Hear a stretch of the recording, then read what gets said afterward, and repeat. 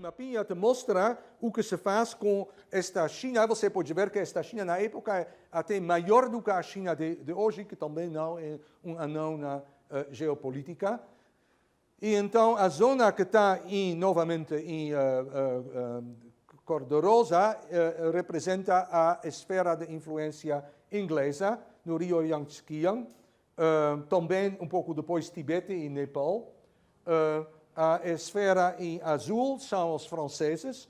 Eu lembro que tudo isto é francês, pois então os chineses perdem a Birmania, que vai para a Índia Britânica, eles perdem também Tonkin, que hoje é o Vietnã do Norte, e isto vai se tornar Império Francês da Indochina. Então a esfera francesa é fronteiriça com isto.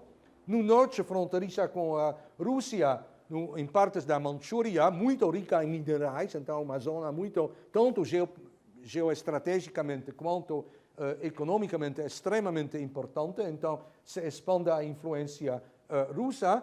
Os alemães são um pouco tarde, mas até eles conseguem uma pequena esfera de influência aqui. E os japoneses fazem uma guerra onde eles, em 1895, vão derrotar os chineses e obter Coreia e o que na época se chamava Formosa, que hoje é Taiwan, e também uma esfera de influência em Manchúria, onde eles vão se chocar contra os russos. Então, é uma situação bastante delicada e é mais ou menos por volta de 1900 que os Estados Unidos, que também estão assim aumentando, ainda são pequena, grande potência, mas já territorialmente e economicamente estão em emergência, e então também nos Estados Unidos tem também vozes, bom, nós também somos uma potência branca, nós também somos civilizados, nós também precisamos e temos direito a colônias.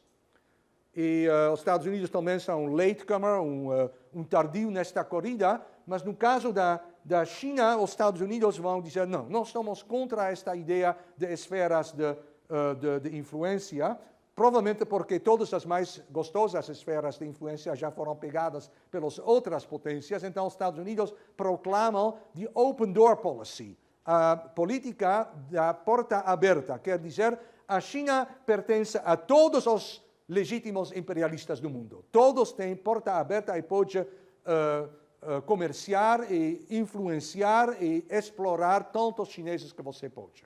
Então, este é o liberalismo americano desta época. Próximo. Bom, tudo isto, obviamente, vai ter consequências internas imensas na China. E mais importante, talvez, que vai desestabilizar e, particularmente, deslegitimizar o império da dinastia Manchu. Pois qual é a função do governo? A primeira função e a primeira legitimidade de qualquer governo do mundo é de proteger a população. Sim? O governo não mais pode proteger sua própria população porque nós temos este governo. E o resultado, então, que também na China vai ter tentativas para reformar, para modernizar, mas elas não dão certo.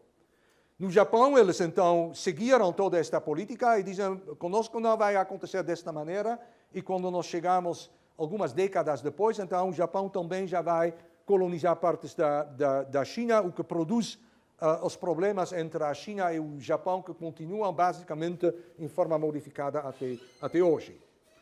E dentro da China, quando então as tentativas para reformar fracassam, vai se fazer uma revolta popular de camponeses, grande maioria dos chineses são pobérrimos camponeses, que é uma revolta inspirada por um tipo de pseudo-fundamentalismo cristão, trazido por missionários europeus, e o líder da revolta proclama que ele é o irmão mais jovem de Jesus Cristo, que ele é chamado para liderar uma revolta, para introduzir um reino de virtude e de paz e de justiça na terra.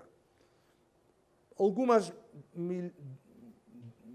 dezenas de milhões de chineses participam, e o Império Manchu está sacudindo, o imperador está balançando no trono, chama o apoio europeu e, eventualmente, consegue derrotar esta revolta, que se chama a Revolta dos Taiping. a repressão desta revolta, supostamente, nós não sabemos exatamente, custa entre 20 e 40 milhões de mortos. Milhões, não mil. Isto é a maior guerra do século XIX, mas fora da China poucas pessoas falam disto.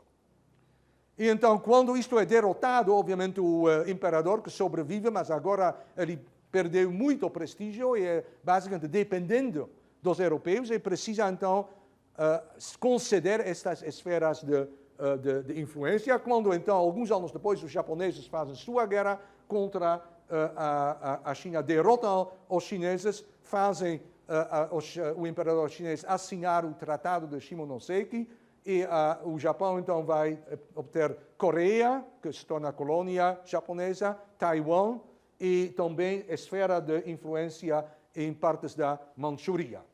E isto então vai provocar problemas com os russos que têm controle sobre a outra parte da Manchuria.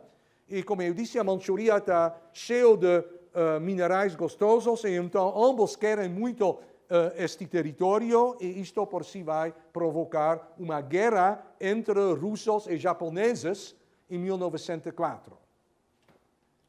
Bom, e antes disto acontecer, então, entra a China numa gravíssima crise, pois agora, então, a população é maciçamente anti-ocidental e anti-governo. Eu lembro que ali tem esta camada dos mandarins, que são os letrados leais ao governo, recrutados por provas, então um sistema meio meritocrático em seus melhores tempos, mas os melhores tempos passaram por muitos séculos agora, e então o governo, através dos mandarins, incita a população para desviar a insatisfação contra o governo para a insatisfação contra os estrangeiros. Então isto se torna um movimento xenófobo chinês que começa a atacar os missionários cristãos e depois as embaixadas. Eles têm vários movimentos secretos, fraternidades secretas, mais importante se chama algo como a Sociedade dos Punhos Justos, ou algo do tipo. E então a revolta que eclode em 1901 se chama, no Ocidente, a revolta dos pugilistas. Sim? De boxe. Então você pode ver, na época eles já inventaram a fotografia, então sobre guerras e revoltas e acontecimentos políticos desde meados do século XIX, muitas vezes já temos também documentos fotográficos. Isto é de pugilistas, um pouco mais de 100 anos atrás, eles atacam as embaixadas em Beijing, bom, é uma crise na China, mas também é uma crise internacional. Agora todas as potências imperialistas são atacadas. Russos, e britânicos, e franceses, e japoneses, então, por uma vez, eles fazem um acordo. Bom, precisamos restaurar a ordem e, então, de forma mais fraternal possível, as potências imperialistas vão restaurar a ordem com uma repressão desta revolta, e então eles já trazem soldados de seus países para a China, e estas guarnições se mantêm na China após a revolta dos pugilistas. Então isto no começo do século, bom, agora realmente isto foi o último momento quando talvez o imperador podia se manter, mas agora ele está também perdendo a lealdade de seus próprios soldados, e 10 anos depois eclode uma revolução na China contra o governo imperial. Em 1911 se faz então a Revolução Republicana, que derruba o Império Chinês de 3.000 anos e instaura a República Chinesa. Esta república vai ser extremamente instável e dar nascimento à Revolução Comunista Chinesa, que ela vai terminar com uma vitória quase total em 1949, mas isto já é uma outra história. Bom, e com isto então eu acho que nós já chegamos à situação mais dentro da Europa.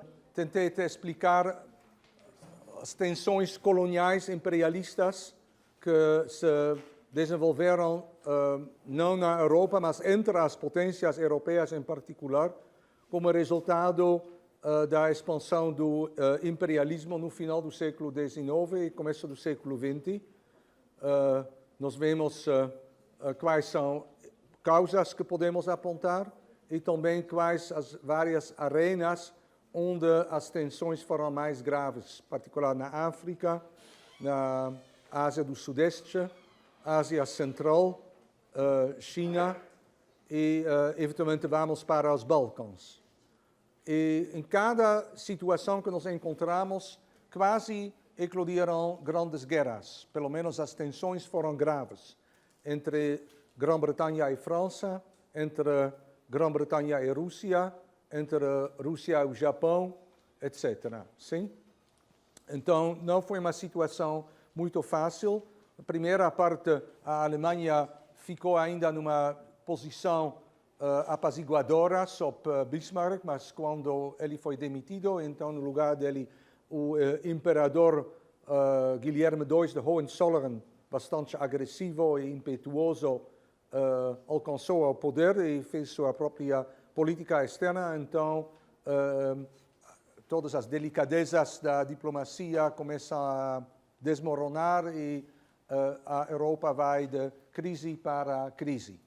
Então, é esta fase que agora nós precisamos ver, e particularmente como, então, a última crise nos Balcãs vai sair de controle, o que eventualmente vai conduzir à Primeira Guerra Mundial.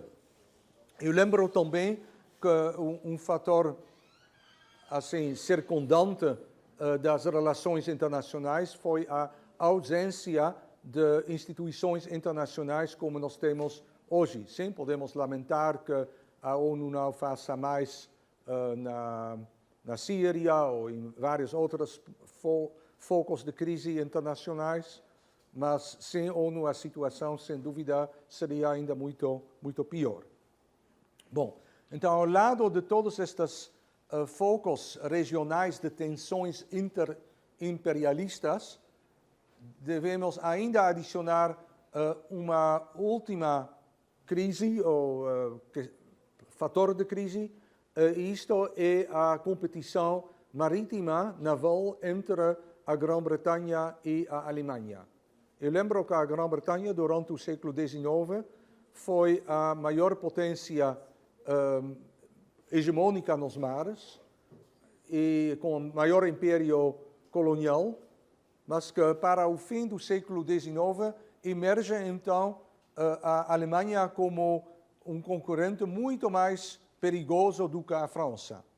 A Alemanha é um powerhouse, uma concentração de poder industrial e por volta de 1900 vai ultrapassar a Grã-Bretanha em termos econômicos. A Grã-Bretanha, então, está sob pressão cada vez pior e a Alemanha, mais e mais abertamente, enuncia sua ambição de fazer o que eles chamam Weltpolitik, uma política global, sim, uma projeção de seu poder no mundo inteiro. A Alemanha também, em termos científicos, intelectuais, etc., é sem dúvida, em seu auge de criatividade, extremamente rica em produções, mas mais rica, então, maior a frustração de um território vivenciado pela população alemã como desnecessariamente restringida, e sem outlets, sem maneiras para, então, se expandir para outros territórios e para colônias. Isto é, então, o pano de fundo do desenvolvimento da Alemanha de uma própria marinha feita explicitamente para concorrenciar a britânica e para superar e acabar com a hegemonia britânica nos mares. Ali eles fazem as associações pró-marinha alemã e isto se torna um projeto importante que obviamente ameaça a Grã-Bretanha. E isto é um dos fatores que vai empurrar a Grã-Bretanha a abandonar sua política de splendid isolation, do isolamento esplêndido e de procurar aliados no continente europeu. Estes aliados, no caso, vão ser a França em primeiro lugar, um pouco depois também a Rússia. Uma outra coisa que a Grã-Bretanha faz é se aproximar de duas outras potências em emergência que estão também concorrentes industriais, mas considerados como menos perigosos imediatamente do que a Alemanha. Estas são os Estados Unidos e o Japão. Grã-Bretanha vai fazer acordos marítimos com o Japão e também vai liquidar uma pauta de problemas territoriais com os Estados Unidos e então, desde então, se desenvolver este chamado relacionamento especial que perdura até nossos dias entre Grã-Bretanha e os Estados Unidos. Na época, eles brigaram, por exemplo, sobre Venezuela, algum conflito territorial, que minha colega Mary Ann, com certeza, uma vez vai te explicar. Eles brigaram sobre a fronteira entre Canadá e Alasca e outros pontos dos Estados Unidos. Panamá, eles também tiveram algum crawl, alguma briga, mas então, tudo isto é resolvido pacificamente e o resultado, então, que já podemos entrever no começo do século, uma aliança entre Inglaterra, Grã-Bretanha, França, Rússia e os Estados Unidos. Sim? Eventualmente o Japão, mas antes disto acontecer outra coisa. Esta outra coisa é a guerra entre o Japão e a Rússia. Isto acontece em 1904 e então o ponto de conflito foi a Manchuria, que ambos desejam, que faz parte da China, mas ambos gostariam de ter o controle, e então eles entram num conflito militar entre o Japão e a gigantesca Rússia. Então são brancos contra amarelos, então todos estiveram com certeza que são os russos que vão vencer esta guerra. Eu lembro que a Rússia é um país primitivo nesta época. Já tem uma marinha, mas não tem uma marinha pacífica. Ora, nós estamos no Mar Chinês, então para derrotar e afundar os inimigos japoneses, os russos precisam circunnavigar com sua marinha quase o mundo inteiro. Então, eles fazem seus encoraçados sair do Golfo Bótnico, entraram no Mar do Norte entraram no Oceano Atlântico. Depois, os russos vão circundam toda a África, chegam ao Oceano Índico, entram para o Oceano Chinês para algo como, eu acho, 7 ou 8 meses depois do começo da guerra, finalmente encontrar os navios japoneses perto do Japão. Se faz uma batalha de 1 ou 2 dias e os japoneses gloriosamente afundam todos os navios russos. E então isto acaba com a glória russa e foi um choque enorme para o mundo inteiro, para as potências imperialistas amplamente brancas, um momento de reflexão, como isto é possível, que uma população asiática derrota nossa civilização branca. Para os japoneses e na Ásia em geral, foi um momento de despertar e de, sim, nós podemos realmente fazer algo contra os europeus.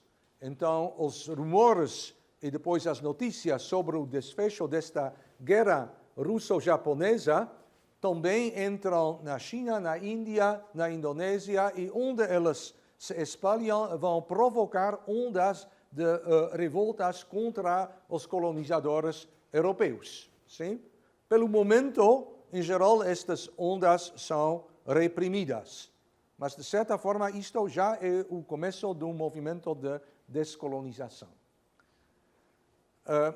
Agora, tem também outras consequências geopolíticas. E isto é que, como eu disse, acontecerá alguns anos antes já uma aproximação entre a Grã-Bretanha e a França. A França tem medo dos alemães e a Grã-Bretanha tem medo dos alemães.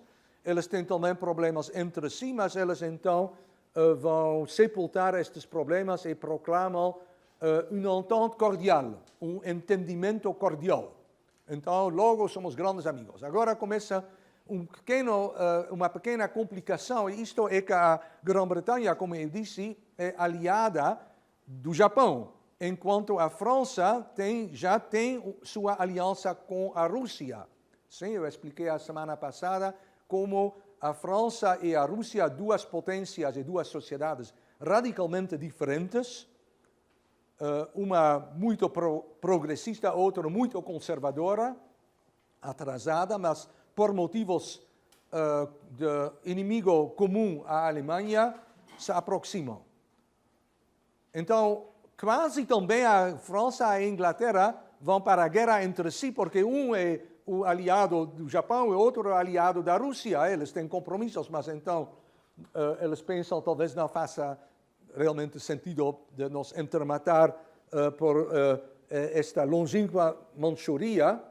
E então o resultado disto é que a